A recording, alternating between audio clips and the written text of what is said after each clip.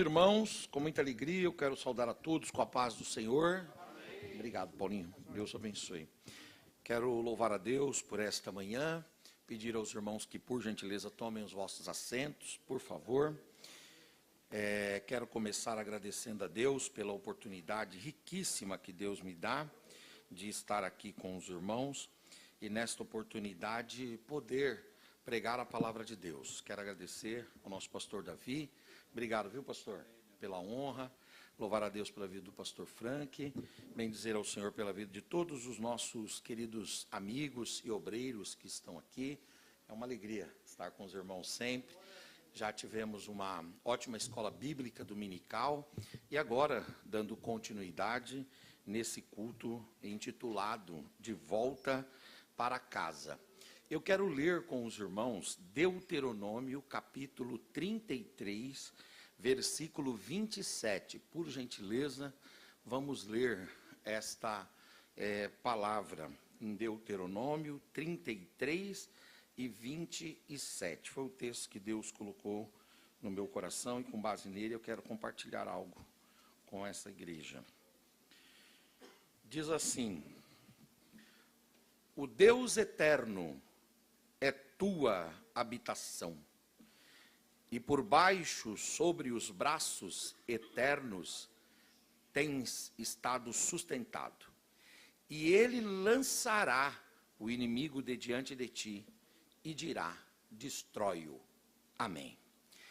Queridos irmãos, Deus colocou no coração do nosso pastor Davi Fonseca esse projeto maravilhoso de um culto intitulado De Volta para Casa.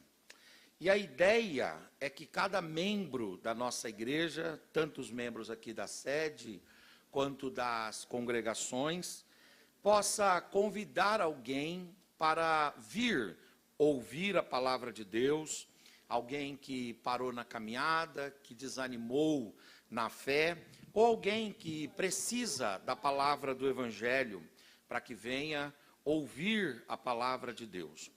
No final, a proposta desse culto é motivar pessoas para que estas pessoas voltem para Deus, voltem para a casa de Deus e voltem também para o centro da vontade de Deus.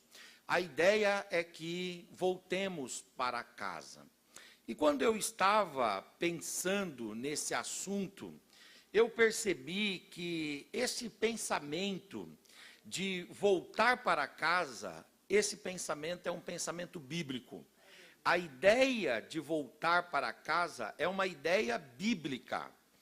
Inclusive no Antigo Testamento, na Bíblia hebraica, tem uma expressão para voltar para casa, que é uma expressão interessante, é a expressão Lachizor Rabaita, Lachizor Rabaita, porque abaita, bait, bet, é casa, e significa voltar para casa, significa regressar para casa. No Novo Testamento, que os irmãos sabem muito bem, são grandes biblicistas, conhecem as Escrituras Sagradas e sabem que no Novo Testamento nós temos uma escrita em grego, e um grego chamado de grego popular, o grego koiné. E no grego koiné, o termo que aparece lá para voltar para casa é um termo um pouco difícil de se falar, que é o póstrefo, palavra difícil, o póstrefo. E esta palavra quer dizer o quê? Quer dizer voltar, voltar para onde se estava, retornar, regressar, vir de volta para o lugar de origem. A ideia de voltar para casa é uma ideia bíblica. Está no Antigo Testamento, está no Novo Testamento. Está nos originais do Antigo Testamento e está nos originais do Novo Testamento. A ideia de voltar para casa é uma ideia bíblica. E eu percebi que ao longo dos livros da Bíblia, nós temos várias pessoas que foram retornando para casa. Por exemplo, em Gênesis capítulo 31, versículo 3, diz assim: Voltou, pois, Jacó para a terra e a casa de seu pai. Após 21 anos em Padã-Arã, o Jacó voltou para casa em Canaã para reencontrar a sua mãe. Rebeca já tinha morrido, mas o seu pai Isaque e o seu irmão Esaú foram ainda encontrados por Jacó, quando Jacó voltou para casa. Em Rute, capítulo 1, versículo 21, fala que Noemi, que havia saído de Belém, e aliás, a palavra Belém quer dizer o quê? Casa de pão. Noemi, que havia saído de Belém, junto com o seu esposo, Elimeleque, e junto com os seus 2 filhos, Malom e Quilion. E aí, essa família que tinha saído de Belém para a terra de Moabe, lá, essa família sofreu e perdeu tudo, mas Deus deu a oportunidade, depois de Noemi voltar para casa, voltar para Belém. Inclusive, em Rute 1, 21, Noemi fala uma coisa muito interessante. Ela diz: o Senhor me fez voltar para casa vazia. Ela diz: lá eu perdi tudo, mas Deus me deu a oportunidade de voltar para a minha casa, ainda que vazia. Ela foi preenchida de novo, mas ela voltou para casa. Eu gosto muito do texto de 1 Samuel 7,7, que fala do grande profeta, sacerdote e último juiz de Israel, Samuel, que após viajar por todo o território de Israel no período dos juízes, o Samuel voltou para sua casa. Sabe onde ficava a casa de Samuel? Na cidade de Ramá. O texto de 1 Samuel 7,7 diz: porém voltava para casa, voltava para Ramá. É interessante que isso é um tema bíblico. Por exemplo, quando a gente lê o livro de Esdras, no capítulo 2, o versículo 1, diz que Deus, após 70 anos que os judeus estiveram escravizados na Babilônia, entre os medos, moradores da Mesopotâmia, e os persas, depois dos 70 anos, Deus fez os judeus voltarem para casa, liderados por Zorobabel, Esdras, Neemias e Josué, aqueles que estavam fora de casa, exilados, expatriados, retornaram para casa por uma providência de Deus. A ideia, irmãos, de voltar para casa é uma ideia bíblica. Ela passa também para o Novo Testamento. Você já parou para pensar que em Lucas, capítulo 1, versículo 23, lá no Novo Testamento, o sacerdote Zacarias, esposo de Isabel e pai do último profeta de Israel, que foi o precursor de Cristo, o preparador do caminho, a voz que clama no deserto, João Batista, o nome dele é Zacarias. E o Zacarias, sacerdote, após ser jubilado, o texto diz que ele voltou para casa.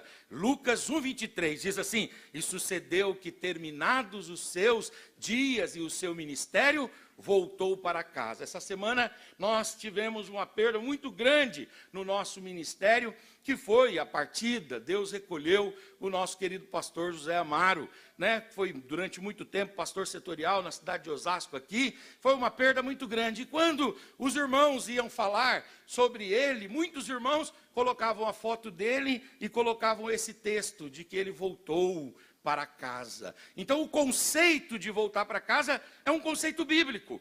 Inclusive, quando a gente olha em Mateus, capítulo 2, versículos 19, 20 e 21, nós vemos aquilo que a Igreja Católica chama de a Sagrada Família. E nós, protestantes, temos um pouco de dificuldade de admitirmos como Sagrada Família, porque a sagracidade ali teria a ver com uma divindade, e nós não gostamos disso. Mas a família de Jesus, ela voltou também do Egito para Nazaré. Após a morte de Herodes o Grande, a palavra de Deus diz que o anjo de Deus visitou José e disse: José, pega a Maria e pega o seu filho Jesus, e essa família deve sair do Egito e voltar para Israel. E lá em Israel, essa família deve se abrigar lá no norte, na região da Galileia, na cidade pequena, inominada de Nazaré. volte para a sua casa. A família sagrada, a família de Jesus voltou para a casa. Em Lucas capítulo 8, versículo 39, os irmãos aqui conhecem muito bem a história do endemoniado de Gadara, aquele homem do qual Jesus expulsara uma legião de demônios. E quando Jesus o libertou, ele ficou bom da mente, ele ficou bem das emoções, ele ficou sadio e sarado e liberto, e depois disto, a Bíblia diz que Jesus estava entrando no barco para dar sequência na pregação, mas o endemoniado de Gadara, ex-endemoniado, agora liberto, sentou-se no barco e queria ir com Jesus. Aí Jesus vai e fala para ele: não, torna para a tua casa e conta com grandes coisas Deus tem te feito. E a Bíblia fala que foi ele então apregoando a todas as cidades as grandes coisas que Jesus lhe tinha feito. O endemoniado de Gadara voltou para casa. Isso é um tema bíblico. Em Lucas capítulo 5, versículo 25, a Bíblia conta aquela história do paralítico de Cafarnaum, aquele que foi trazido por 4 amigos e que foi colocado diante de Jesus dentro de uma casa por cordas. E quando aquele homem esteve diante de Jesus, Jesus perdoou o seu pecado. E depois de perdoar o seu pecado, Jesus curou a sua paralisia. Ele estava paralítico, ele não podia andar, ele não podia se mover, ele não podia caminhar, ele não podia progredir, ele não podia expandir, mas ele foi curado por Jesus, ele foi liberto por Jesus. E o texto de Lucas 5:25 diz: e levantou-se e então foi para casa. E ele foi para casa de uma forma diferente. Ele foi para casa glorificando a Deus, adorando a Deus e bendizendo a Deus. Em Lucas capítulo 15, versículo 20, o pastor Jean já leu aqui, nós temos a chamada parábola do filho pródigo.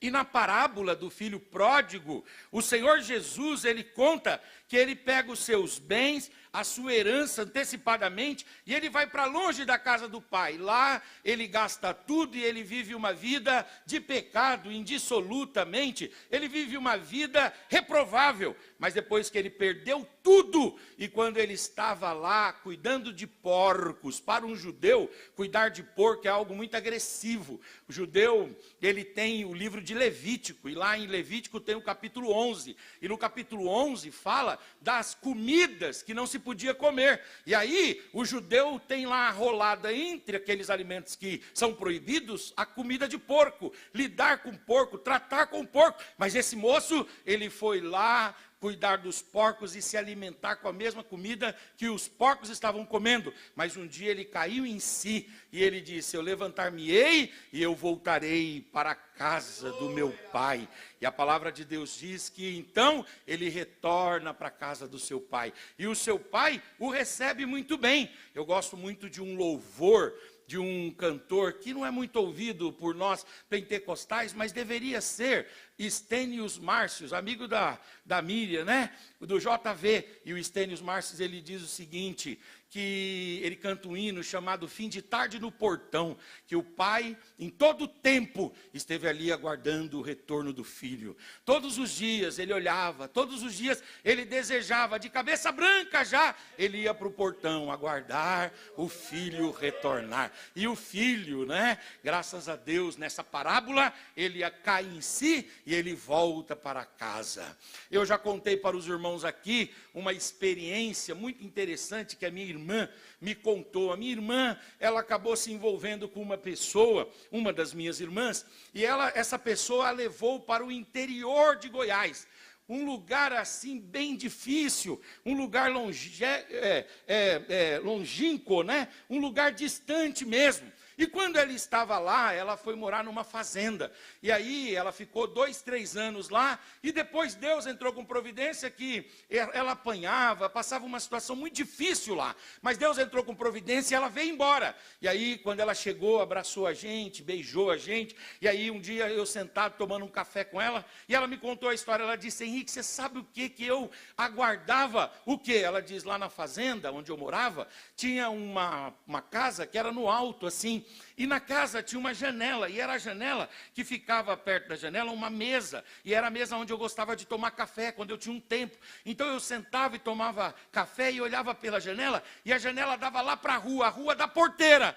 E a minha maior vontade, Henrique, a minha esperança, o meu sonho era que vocês, alguém da nossa família, pudesse ir lá. Aí eu disse, Miriam, a gente nem sabia onde você estava, como é que a gente podia fazer isso? Aí ela diz, eu sei, mas era todo dia a minha esperança, a minha expectativa. O pai do filho pródigo, ele também ficou olhando lá para a rua. Nós não conseguimos ir lá buscar a minha irmã, depois Deus providenciou outra forma e ela voltou, graças a Deus. Mas o filho pródigo voltou para casa. O pai olhava e olhava, até um dia que o filho apareceu. O filho voltou finalmente para casa. Em João, capítulo de número 7, versículo 53, nós temos aquele texto emblemático que a gente usa, todo mundo aqui, invariavelmente, acaba usando. É o texto que nós falamos quando queremos que as pessoas deem o fora da nossa casa. As pessoas vão embora quando diz assim, cada um foi para a sua casa. Esse texto é um toque que a gente dá para dizer que a visita acabou. Existem formas de avisar que a visita acabou. Uma das formas é colocar uma vassoura atrás da porta. É uma forma. A visita acabou, já vai embora. Outra forma é você servir o cafezinho. Quando serve o cafezinho, a visita acabou. A gente já entende que a conversa está alongada, não é? E outra forma é você pegar a Bíblia e falar, agora está na hora de ler a palavra. E ler lá, João 7,53. E cada um foi para a sua casa, que é um toque maior do que esse aqui. Isso aqui não é um toque, né? É uma pancada inteira. Mas depois de um dia, ouvindo Jesus, a Bíblia diz que os judeus de Jerusalém voltaram para suas casas. A ideia de voltar para casa é uma ideia bíblica. Por exemplo, quando o Senhor Jesus morre, ressuscita, e quando ele ressuscita, no domingo pela manhã, ele tem que visitar 2 discípulos, os chamados discípulos do caminho de Emaús. Cleopas é um nome de um deles, e o seu amigo inominado, que estavam frustrados, achando que Jesus não iria ressuscitar. A Bíblia diz que eles abandonaram Jerusalém e estavam voltando para casa. Olha o que diz Lucas 24:13. E eis que no mesmo dia voltaram 2 deles para casa, para uma aldeia que distava de Jerusalém 60 estádios, ou seja, 11 quilômetros, cujo nome era Emaús. Quer dizer, o tema de retorno para casa é um tema que perspassa a Bíblia. Está no Gênesis, no Êxodo, no Levítico, no Números, está no Novo Testamento, está nos Evangelhos, está também antes e depois da morte e ressurreição de Jesus. Deus fala sobre esse negócio de voltar para casa. É interessante que nas missões paulinas, nós temos um personagem lá que volta para casa também. Quem que é o personagem? Está lá em Atos capítulo 13, versículo 13. Gerou um conflito ministerial muito grande. É o João Marcos. O João Marcos, que esteve na primeira viagem missionária da igreja, com Paulo e com Barnabé, quando ele está lá na Panfilha, por alguma razão que aqui não nos compete, não é o alvo aqui, discutir, ele decide voltar para casa. Ele abandona ali Paulo e Barnabé e ele volta para casa. Eu acho bonito como Lucas protege a imagem de João Marcos. Lucas não fala ele abandonou, a gente que usa esses termos, mas Lucas fala apartando-se deles, deixando-os. Ele os deixou. Por quê? Há comentaristas que falam que João Marcos deixou porque a mãe estava doente, deixou porque ele também estava doente, deixou porque estava com medo. Não importa, a verdade é que ele voltou para casa. Ele voltou lá para a cidade de Jerusalém. A ideia de voltar para casa, queridos irmãos, é uma ideia bíblica. Você lê a Bíblia e você encontra isso. No entanto, a ideia de voltar para casa não é só uma ideia bíblica, ela também está presente na história da humanidade, em diversos aspectos. Eu diria que a história da humanidade é uma história de retornos.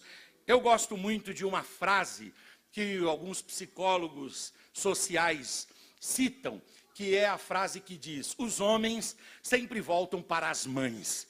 Eu não sei se essa frase você concorda com ela, mas é uma frase que eu vejo em certa medida. Os homens sempre voltam para as mães.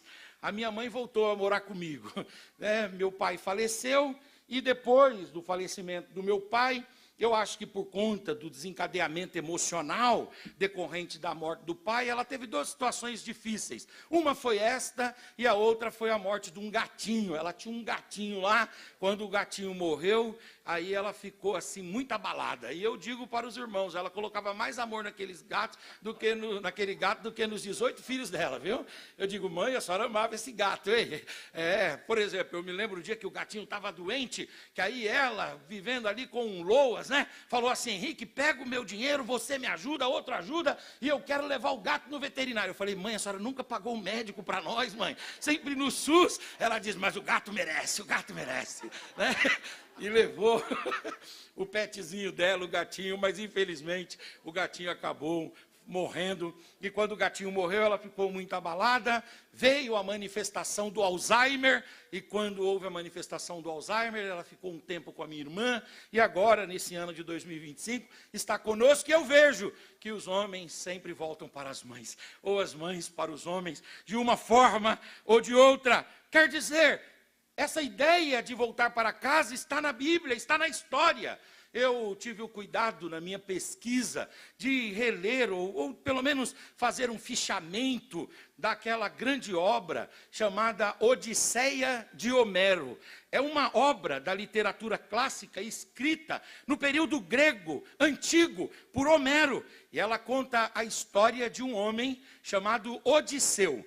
E o Odisseu, ele embarca numa longa jornada, uma jornada de retorno. Houve uma guerra em Troia, e depois dessa guerra, o Odisseu sobreviveu, e agora ele vai ter que voltar para casa dele, que fica numa cidade chamada Ítaca. E aí, no caminho, ele vai enfrentando dificuldades, enfrentando lutas, enfrentando adversidades. O Homero retratou aqui, na grande Ilíada, na grande Odisseia de Homero, ele tratou aqui exatamente uma situação difícil. Qual é? A ideia do retorno às suas origens, o retorno à sua identidade, o retorno à segurança do seu lar.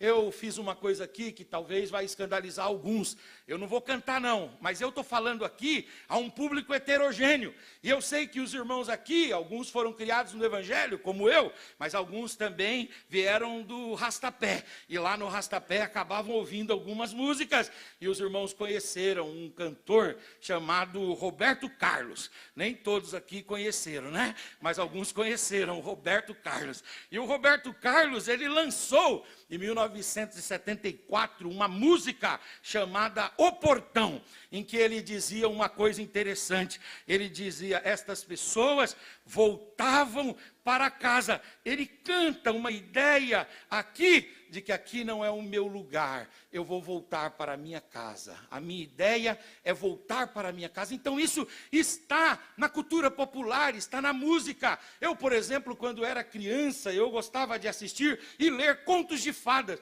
E no conto de fada nós temos lá o João e Maria. Não esse João e Maria atual aí, esse João e Maria do Spielberg, não, de Hollywood. Mas o João e Maria do conto de fadas mesmo. E lá no conto de fadas, o João e Maria, eles iam trabalhar com o pai, e depois eles voltavam para casa. E quando eles estão voltando para casa, eles sempre levavam pedrinhas brancas para jogar no caminho, para não errar o caminho de retorno para casa. Mas um dia, o João, sempre o Joãozinho, esquece o quê? Esquece o saquinho cheio de pedrinhas brancas. Aí o João e Maria desviam o caminho e vão parar na casa da bruxa. E lá na casa da bruxa, eles vão ser cozidos e eles vão servir lá como alimento. Até que eles são salvos, né? O pastor Hélio conhece essa fábula. Eles vão ser salvos, né? Por um guerreiro lá com um machado, e eles finalmente podem voltar para casa. Quer dizer, a história da humanidade, não importa a literatura, se a gente for para a novela, para a televisão, a vida humana, ela é feita de retornos. Essas pessoas que eu citei aqui, elas voltaram para casa, no sentido de voltar para a casa física mesmo, a construção de alvenaria. Elas voltaram para casa no sentido de voltar para os seus países, as suas terras. E elas voltaram para casa no sentido de voltar para o seio da família. Mas a proposta do nosso culto aqui é uma outra proposta. A ideia é que nós retornemos também. Nós pensemos também nesse regresso. Nós pensemos também nesse retorno. Mas em que ponto de vista esse retorno? Em primeiro lugar, voltar para casa aqui quer dizer voltar para Deus. Porque Deus é a nossa habitação. Eu queria ler com os irmãos, por gentileza, o texto de Deuteronômio 33, 27. Leamos como isso faz sentido e vejamos como a partir dessa exposição isso ganha alguma notoriedade para nós. Deuteronômio 33, 27. E vamos ler apenas a parte A do versículo do jeito que está ali na tela, no 3. 1, 2, 3. O Deus eterno te seja por habitação. Oh, glória, aleluia, glória a Deus. A vontade de Deus é que nós retornemos para a nossa casa. Não a nossa casa lá onde a gente mora. Não a nossa casa no sentido de voltar para a cidade de origem. Não a nossa casa no sentido de voltar às nossas origens sociais. Não, mas a nossa casa no sentido de voltarmos para o próprio Deus.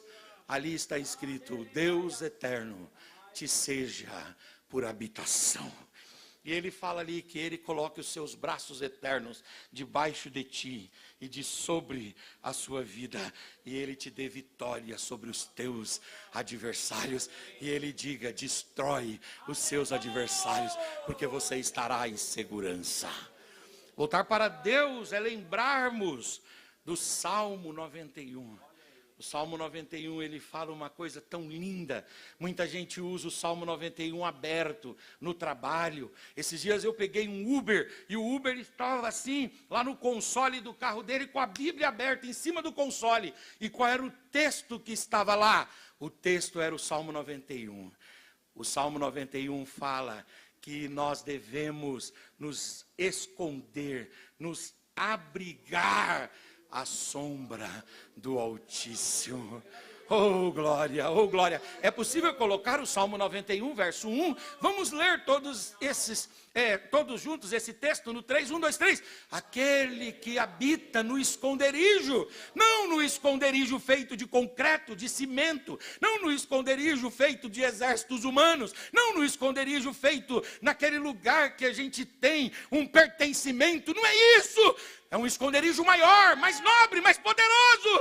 É um esconderijo que ninguém pode trazer. É Deus, Deus é o nosso esconderijo. Bem, aleluia, aventurado aquele que habita no esconderijo do Altíssimo. E que se esconde à sombra de quem?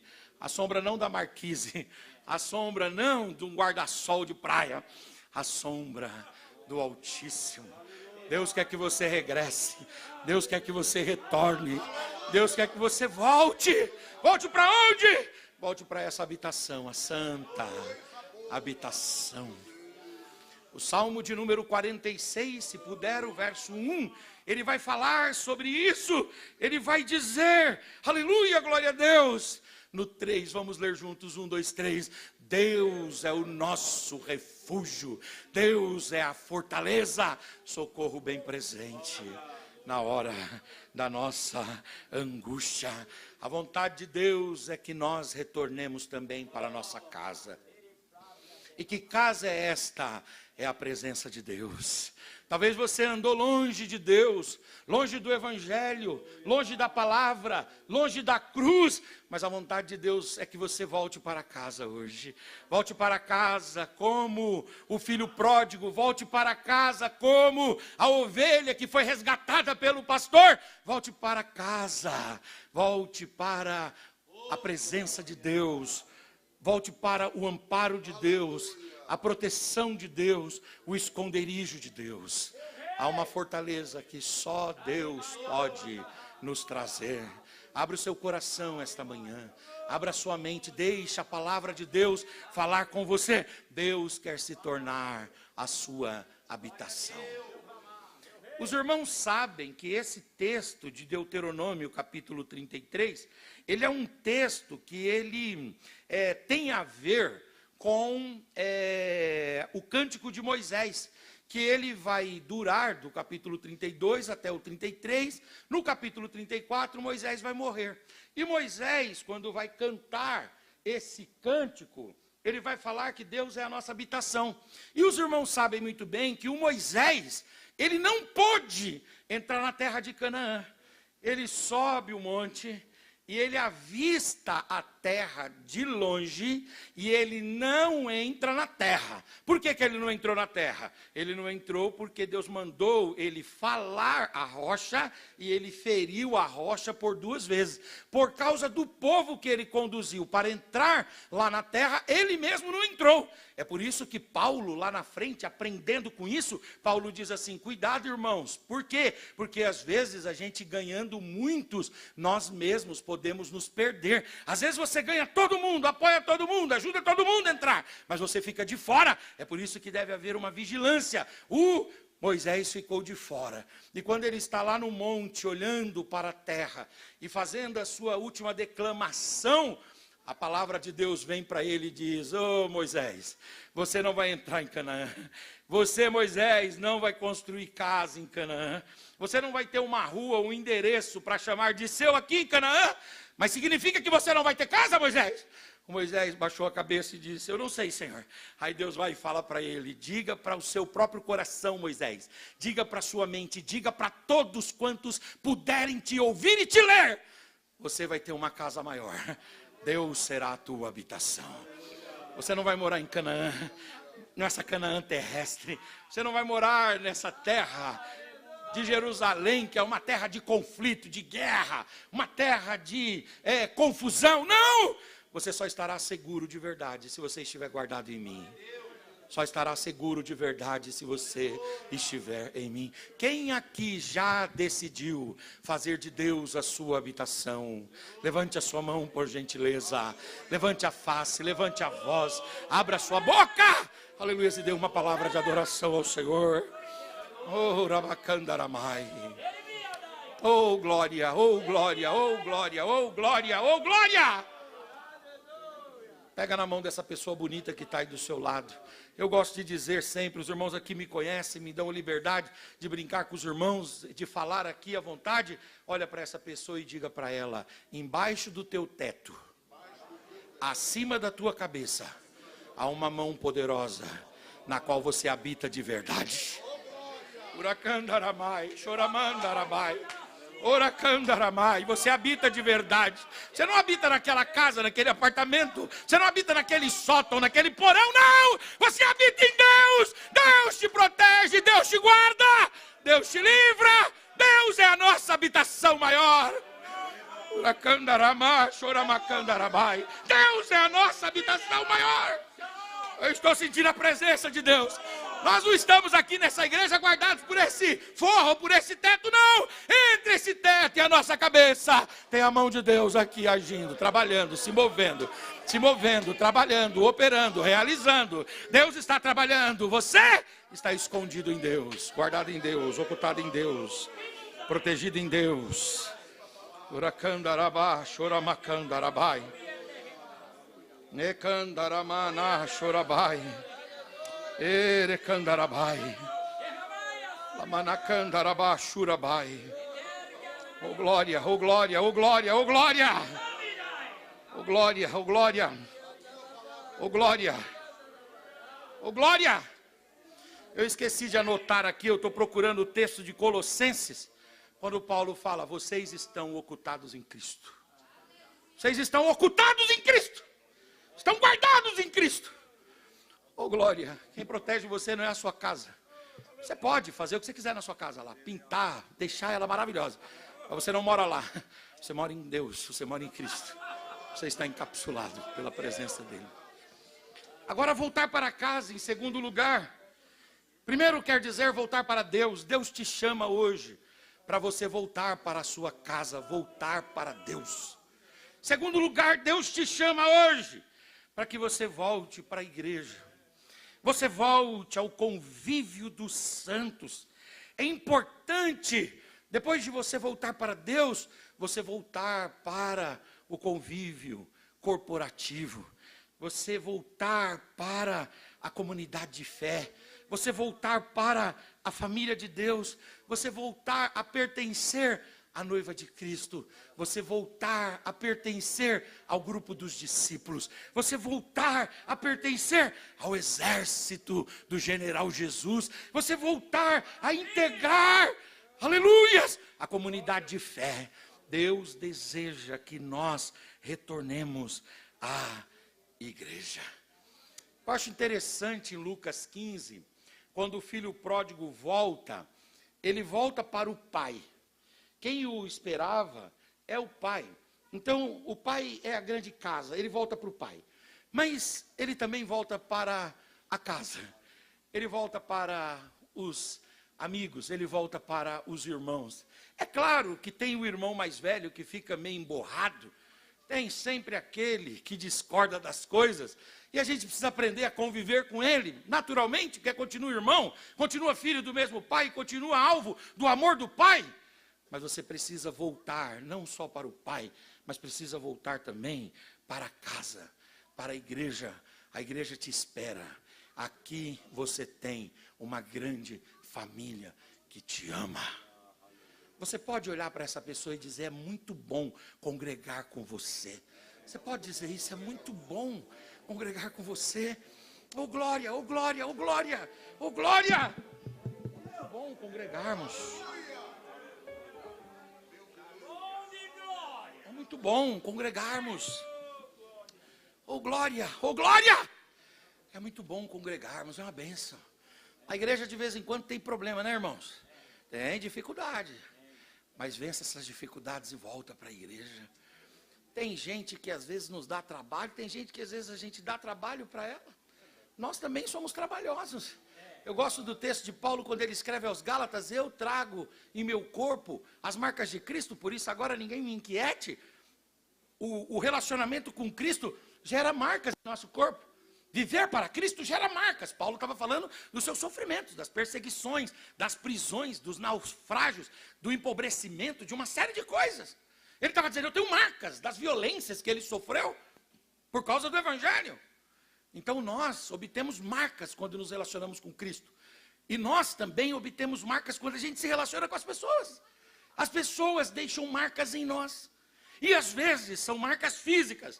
E estas marcas físicas, com um bom metiolate, pode arder um pouco, mas acaba sarando. Se você colocar babosa, enrolar assim um pano, sara. É possível curar. Mas às vezes as marcas transcendem o corpo. E elas afetam a mente. São marcas muito difíceis de se retirar. Marcas muito difíceis de cicatrizar. Às vezes essas marcas afetam a alma. Às vezes afetam os sentimentos. E são marcas difíceis de vencer. Aleluia, glória a Deus. Mas do mesmo jeito que a gente convive com as marcas de Cristo, a gente precisa conviver com as marcas da igreja. Do mesmo jeito que às vezes Cristo permite que a gente seja ferido com os estigmas de Cristo, para que a gente olhe para as nossas próprias dores e diga: Cristo padeceu tudo isso por mim e demonstrou amor por mim. Quando você olhar para as marcas de Cristo em você, você deve lembrar do amor dele na cruz do Calvário. Do mesmo jeito que a gente convive com essas marcas, a gente precisa conviver com as marcas da igreja. Agora não pense que você é marcado, você também é marcador também. Eu tenho um amigo, já falei para vocês, lá no Rio Grande do Norte, que ele tem algum gado. E tem o dia da gente ir lá nas férias, eu gosto de fazer isso. Não é minha atividade, então é uma outra atividade que traz ali eu gosto de fazer isso, né? Uma tranquilidade para mim, é um outro ambiente. E ele diz assim: Henrique, hoje é o dia de marcar o gado. Aí ele vai lá, prepara tudo, a gente chama um parente dele lá que é veterinário, a gente vai marcar o gado. Aí dá os remédios e vem com aquele ferro que fica esquentando e vem no gado. Aí o gado marca aí esses dias. Um tempo desse eu falei para ele: rapaz, você machuca o gado fazendo isso. Aí ele pegou e puxou assim na calça dele, na perna dele tinha uma marca. E a marca tinha exatamente aquele U assim, sabe? Da pata da vaca. Ele falou assim: aqui, ó, um cavalo e uma vaca aqui, me marcaram aqui. Aí ele falou: a gente uma hora é marcado, outra hora a gente marca. Você já pensou nas marcas que você deixa também? Que Deus desgaste a ponta do nosso tecelão. Que Deus acabe com a lâmina do nosso corte, do corte das nossas palavras e do corte da nossa conduta, para que a igreja seja um lugar de cura e não de enfermidade. Levante a sua mão, por gentileza. Levante a tua face, por gentileza. Levante a tua voz e diga: Jesus, todo instrumento que eu uso, Senhor, às vezes consciente, às vezes inconsciente, e que acaba machucando as pessoas, Senhor, arranca de mim, Senhor, arranca de mim, arranca de mim, para que eu manifeste o seu amor, a sua graça, a sua bondade de verdade. Levante um pouco mais a sua mão, levante a tua face, levante a tua voz, abra a tua boca e dê uma palavra de glorificação ao Senhor.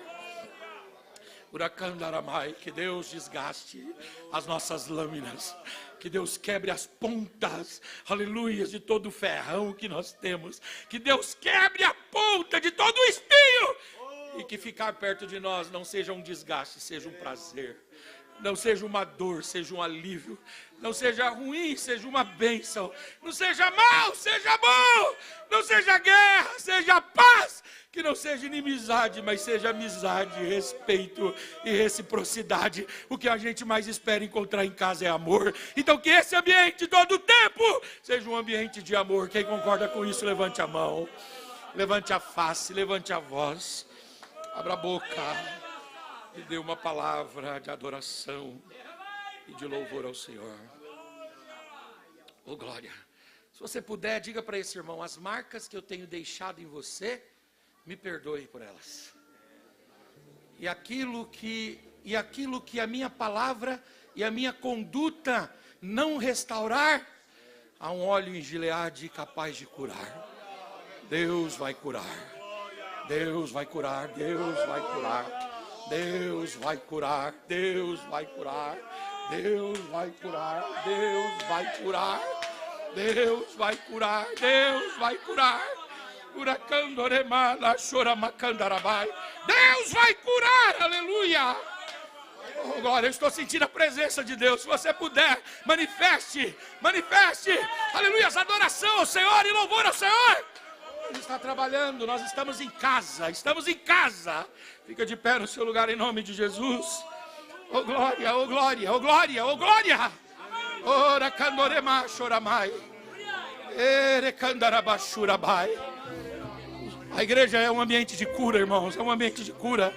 É bom cultuar, é bom celebrar a Deus, aleluia, porque o Senhor cura. Quando a engrenagem funciona sem óleo, ela causa muitos atritos, mas vem o óleo do Espírito e dá vida à engrenagem, e dá suavidade à engrenagem, e ela funciona de forma pacífica.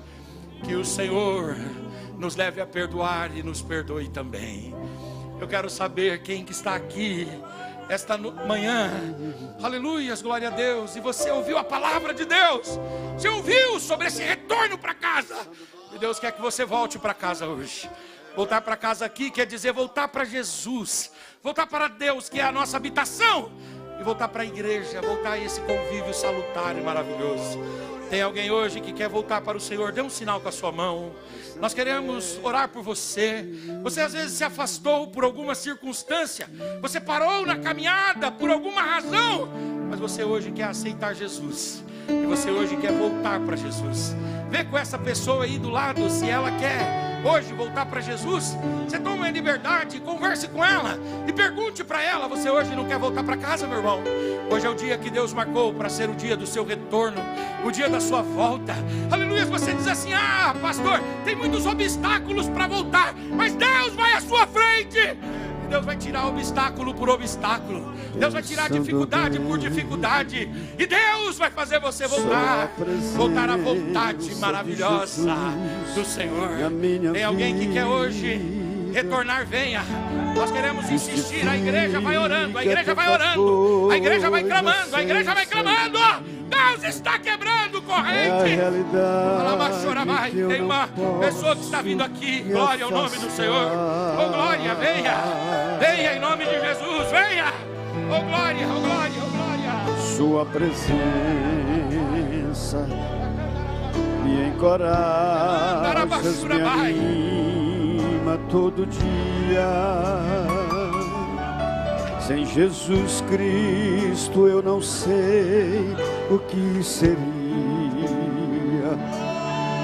Um vivo morto sem poder me levantar. Glória! Irmãos, o Carlos e a Tamisa estão voltando para Jesus. Oh, glória! É uma família, irmãos, é uma família. Está regressando para casa aqui.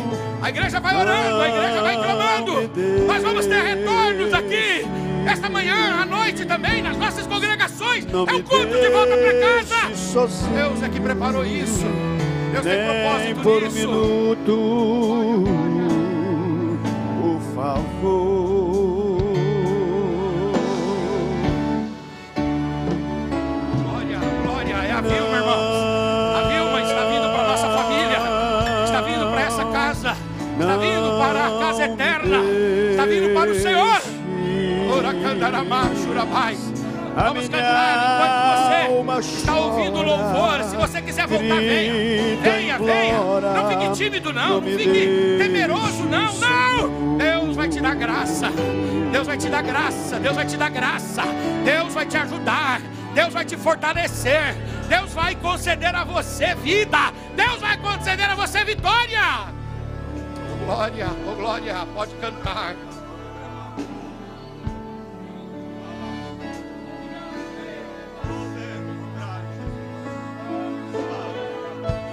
Candarabá, choramai. Ere candaramai. É Orlando, é? Seu amigo, como é que chama? Daniel? Bem, o Senhor te chama hoje, rapaz. O Senhor quer fazer uma obra na sua vida. Você diz, mas eu vou ter que mudar muito. Quem muda não somos nós, é Deus. Vem, levanta a sua mão e vem. Vem, nós queremos orar por você. Vem, acompanha ele aqui. Em nome de Jesus. Vai em frente. Aleluia. Oh, glória, vem. É a presença que eu anelo tão somente. Uma obra que ele faz, humana. Não há barreiras que eu não possa ultrapassar. Amém. Mas você quer mesmo aí voltar para o Senhor? Se você quiser, levante a sua mão. Não, hoje não, tá bom. Obrigado por ter vindo. Uma honra ter você aqui com a gente, tá bom? Estenda as mãos para cá em nome de Jesus. Nós queremos orar, Senhor, pelos teus filhos que hoje regressaram, voltaram para a tua casa, Senhor. Oh, meu Deus, a Tamisa e o Carlos, Senhor. Também, ó Deus, a tua filha, Pai, que retornou hoje para a tua casa, Senhor. Ah, meu Deus, em nome de Jesus, Pai, em nome de Jesus. Faz a obra na vida deles, fortalece-os, Senhor. Ó, meu Deus, reveste-os com o teu Espírito, com a tua graça, com a tua unção, com a tua misericórdia. Que eles sejam firmados em Ti. Que eles estejam, ó Deus, solidificados em Ti. Abençoe, ó Deus, cada um de nós aqui. Que, ó Deus, cada um, todos os dias, volte para a Tua presença. Em nome de Jesus.